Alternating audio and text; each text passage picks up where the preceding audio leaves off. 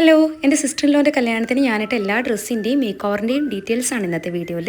ഇതാണ് DJ night പാർട്ടീൻ്റെ എൻ്റെ costume. ഇതിലിട്ടിരിക്കുന്ന മാലയും വളകളും ബ്രേസ്ലെറ്റൊക്കെ സിറ്റി ഗോൾഡിൽ നിന്നാണ് എടുത്തത്. ഈ കമ്മൽ മീഷോന്നാണ്. എനിക്ക് ഭയങ്കര കംഫർട്ടബിൾ ആയിട്ടുള്ളൊരു ലുക്കായിരുന്നു ഇന്നത്തേത്. അപ്പോൾ ഇത് മേക്ക് ഓവർ ചെയ്തത് മേക്ക് ഓവർ ബൈ മൈഷു ആണ്. മൈഷുവിൻ്റെ ഇൻസ്റ്റാ പേജ് ഞാനിവിടെ മെൻഷൻ ചെയ്യുന്നുണ്ട്. പിന്നെ കുറേ പേര് ചോദിച്ചത് ഈ സാരിയാണ്. ഈ സാരി ഞാൻ എടുത്തത് മീഷോന്നാണ്.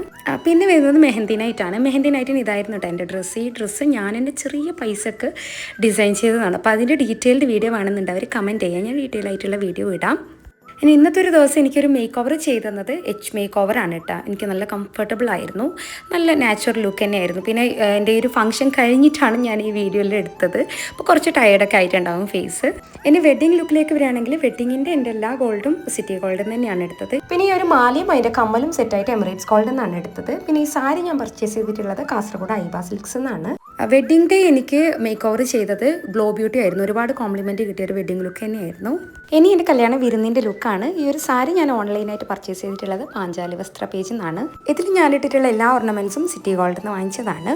പിന്നെ ഈ ഒരു മേക്ക് ഓവർ എനിക്ക് ചെയ്തു തന്നിട്ടുള്ളത് സജിനയാണ്. ഇൻസ്റ്റാ പേജ് ഹൗസ് ഓഫ് മേക്കപ്പിൻ ഞാൻ മെൻഷൻ ചെയ്യാം. എൻ്റെ ഒരു ഡിഫറെൻ്റ് ആയിട്ടുള്ള ലുക്ക് തന്നെയായിരുന്നു ഇത്. ഇനി എനിക്ക് മെഹന്തി ഇട്ടുന്നത് എപ്പോഴും എനിക്ക് മെഹന്തി ഇട്ടിരുന്ന ആൾ തന്നെയാണ്. ഞങ്ങളുടെ ഫാമിലിയിൽ തന്നെ ഉണ്ട് ആളാണ്. അപ്പോൾ അത് ഇൻസ്റ്റാ പേജും ഞാൻ മെൻഷൻ ചെയ്യുന്നുണ്ട്.